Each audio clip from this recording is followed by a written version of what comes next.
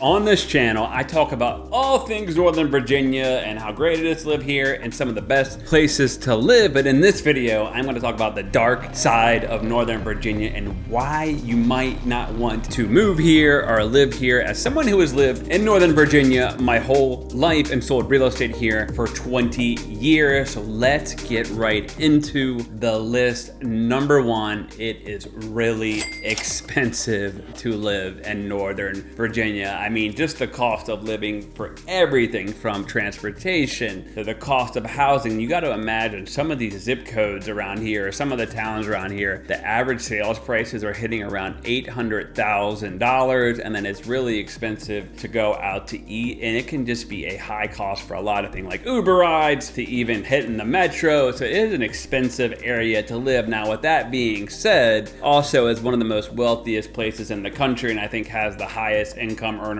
all throughout the United States. And real estate here has technically just gone up every year, you know, outside of the '08 crash time or around there. But real estate here has been really good. But you know what? It is really expensive to live around here and it has high cost of living. Why is that? There's just not much land anymore in Northern Virginia, which, speaking about number two, would be not much land, right? It's a little overcrowded. A lot of the places where there would have been land have eventually sold out and they're either getting built up or there's houses there now. So there's not much land. So if you're looking for a place to live where you're going to have 10 acres, expect to pay a lot of money or live far, far, far away from Northern Virginia, because the more land you have, the more expensive it gets. And as you know, they say in real estate, it's all about location, location, location. So like I said, kind of number two, there is not much land and there is a lot of overcrowding. There's just a ton of people that live here in the DC region and Northern Virginia. Number three, probably the biggest complaint about Northern Virginia is the traffic congestion. It can just get really bad. If you're thinking about moving here, I always suggest driving the traffic times that you think you're gonna go to work. So if you're gonna be working in Arlington or Reston or Fairfax or even DC and you wanna live out in the suburbs, maybe, I would come out here for a couple days, drive around, see what you think, and try the different traffic. I don't know why they've never figured this out, but for some reason there could maybe be a police officer pulling someone over and it's on the side of 66, and for a half hour or however long it takes to write that person a ticket, the traffic is god awful, or there's a fender bender and they just have never figured this out, and then it ends up becoming bottleneck, especially towards the Route 28 exit near Centerville. Now they just built this huge overpass thing over there and that still doesn't seem to help. And obviously getting on 495 or the Beltway, and the closer you get into DC, the traffic can get really bad. There's a thing that we have called Easy Pass where you can skip traffic and drive through it, but it can be really expensive. I think I rode through it the other day from McLean, Virginia out to Haymarket, Virginia, and I want to say it cost me about $40, but I probably saved a good hour of time driving, so I was willing to pay that $40. But traffic is just a part of life here in Northern Virginia. Number four is going to be commute times. Going back to traffic, the commute times can be brutal. You know, some people I've seen move out here and be kind of miserable. Some people haven't really minded it, but I have heard stories where people get up at 6 a.m. only to get home at 6 p.m. and that can be a long day. I would really suggest, if you're going to be living in closer to DC, I would look for the smaller housing, like unless you're like, hey, I got to have the biggest house ever, or I'd find a flex job, or maybe you only have to go in 3 days a week and 2 days a week you're going to be working from home. We do have an option here called the VRE, which is a train, and they just extended it. Now they're going to go in on Saturdays as well. That's another option. And there's a bunch of train stations around the area. Then you can always hop on the metro.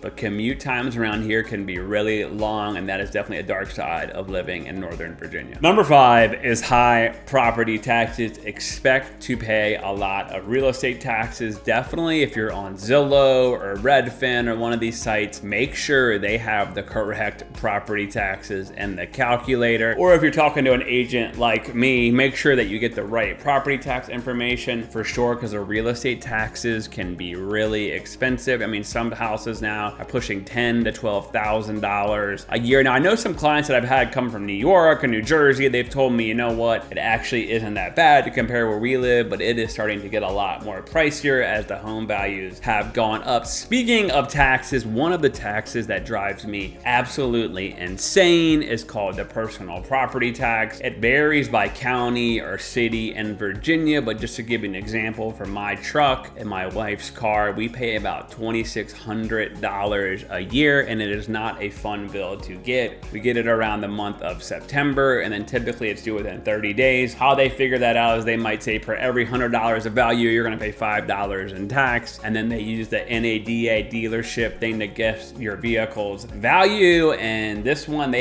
past year, they had a lot of angry people, let me tell you. Like, they said my truck was worth way more than what it really was worth. They ended up extending it because they had extending the deadline to pay because there were so many people fighting this. So definitely keep that in mind. You're gonna pay a personal property tax. Another thing too is, like, let's say you moved to a part of Virginia like Lake Anna, they may charge you more for boats because it's a lake area, or they may charge you less. So a lot of people, if they have another home or another area, they'll register their car somewhere else. Trust me, it can get out of hand. But probably that's one of the biggest complaints I hear about living here. One of the darker things about living here is the personal property tax. Number 6 is going to be seasonal allergies. If you are someone who gets allergies a lot, like myself, you are definitely going to want to get Claritin D or go talk to your doctor before you move here. We get a lot of people that have allergy problems, especially in the fall and in the spring. One of the more common things is something called crabgrass or something like that. The yellow pollen goes up on the grass, ends up blowing here into Virginia, and a lot of people with allergy problems really struggle. You literally have to take one of those Claritin Ds or Allegra Ds that you go into the pharmacy and buy, or talk to your doctor and get.